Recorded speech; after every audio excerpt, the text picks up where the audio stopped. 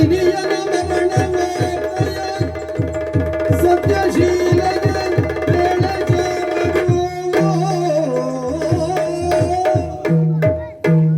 ಪೃಥ್ವಿಯೊಳು ಬೇಳುತ್ತ ಮೂರ್ಛೆಯ ತಳೆದು ಕಲುಬಿದಳು.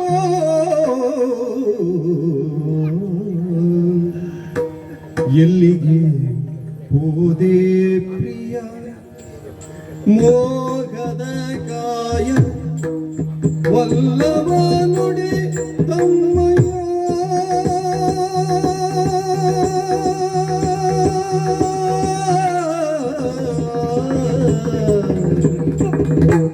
ಎಲ್ಲಿಗೆ ಹೋದೆ ಪ್ರಿಯ ಮೋಗದ ಕಾಯ ವಲ್ಲಭ ನುಡಿ ತಮ್ಮಯ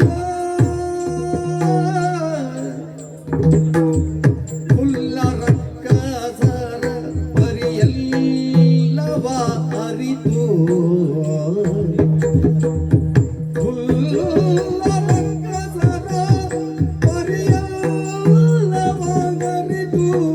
ರಣದಲ್ಲಿ ದೇಹವ ಬಿಟ್ಟು ಎಲ್ಲಿಗೈದಿದೆ ಪ್ರಿಯನೇ ಎಲ್ಲಿಗೆ ಹೋದೆ ಪ್ರಿಯ ಮೋಗದ ಕಾಯ ವಲ್ಲಭ ನುಡಿದಮ್ಮಯ್ಯ. ಪತಿಯರ್ಧ ದೇಹವೆಂದು ನಂಬಿದಳಿಂಗೆ ಗತಿಯೇನು ಬೇಡು ಮುಂದೋ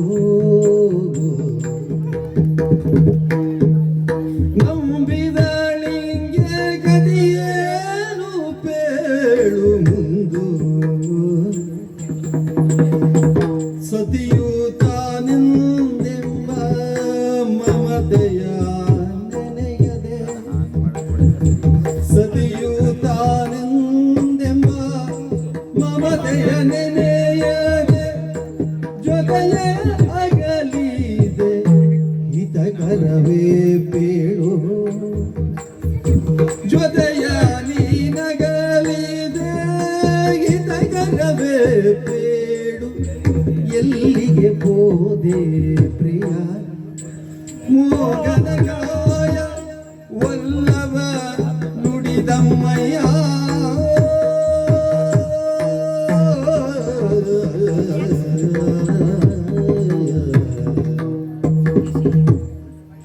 ಜೀವವು ದೊರೆವೆನೆನುವ ತರುಣಿಯ ತಗದು ನಾರದ ಮುನಿಬ ಬೇಡ್ದ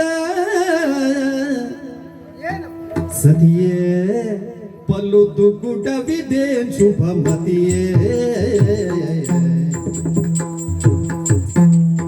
ಸತಿಯೇ ಬಲುದು ಗುಡವಿದೆ ಶುಭಮತಿಯೇ ಬಲುದು ಗುಡವಿದೆ ಶುಭಮತಿಯೇ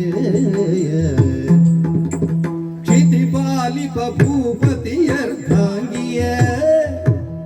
ಕ್ಷಿತಿಪಾಲಿಪ ಭೂಪತಿಯರ್ಧಾಂಗಿಯ ವ್ಯಥೆ ಬಂದೊದಗಿದ ಕಥನವಿದೇನೆ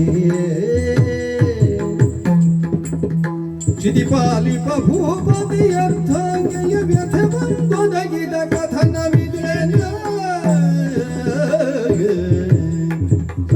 ಯಾರೊಳರುಗಲೆನ್ನ ಭಾರಿ ಸಂಕಟವನ್ನು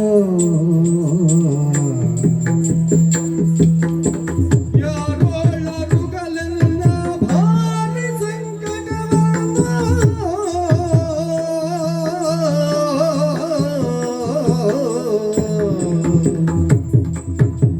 ಯಾರು ಕಾಯುವರು ಚಿತ್ತ ಜೋರಿಯೇ ಮುನಿಯಾಲು ಯಾರು ಕಾಯುವರು ಚಿತ್ತ ಜಾರಿಗೆ ಮುನಿಯಲು ಅತಿ ಕ್ರೂರದನು ಜಂಗೆ ಅಧಿಕ ವರವನಿತ್ತು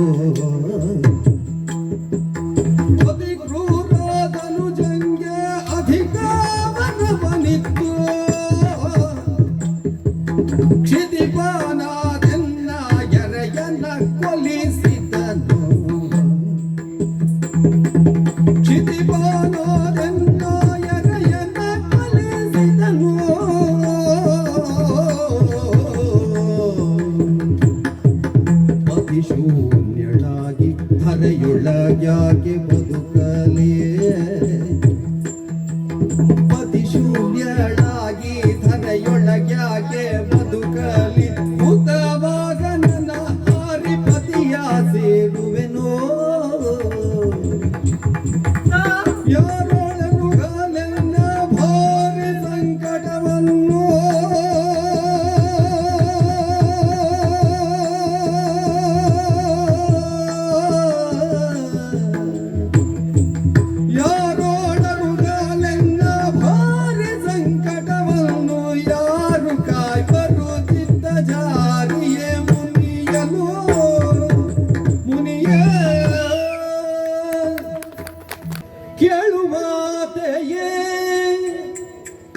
ಬೇಳ್ವೆಯೋಕ್ತಿಯ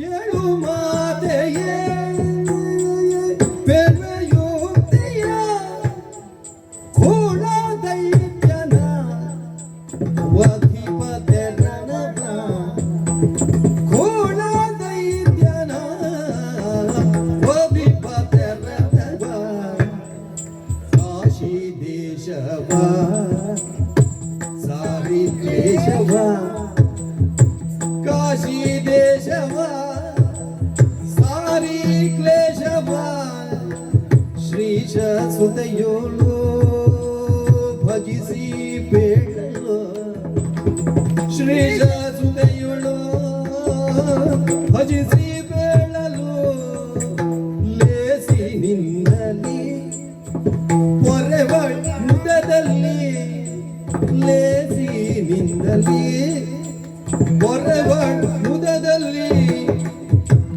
ಆಕೆ ಸುರನದಿ ತೆರಳು ಬೇಗದೆ ಆಕೆ ಸುರನದಿ ತೆರಳು ಬೇಗದೆ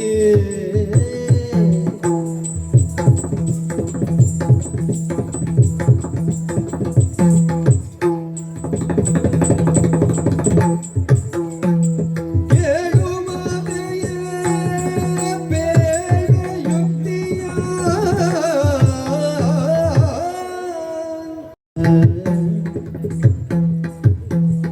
ಆಕೆಗೆ ಮಾರ್ಗವನ್ನು ಸೂಚಿಸಿದ ನೇರವಾಗಿ ಕಾಶಿ ದೇಶಕ್ಕೆ ಹೋಗಿ ತಪಸ್ಸನ್ನು ಆಚರಿಸಿ ಗಂಗೆಯನ್ನು ಪ್ರತ್ಯಕ್ಷೀಕರಿಸಿಕೊಂಡು ಆಕೆಯಿಂದ ಅನುಗ್ರಹಿತರಾದರು.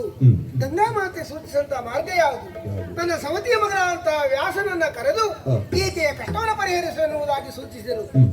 ಅವ ಬರುವಾಗಲೇ ಕೈಯಲ್ಲಿ ಒಂದು ರುದ್ರಪಿಂಡವನ್ನು ಹಿಡಿದುಕೊಂಡು ಬಂದಿದ್ದ.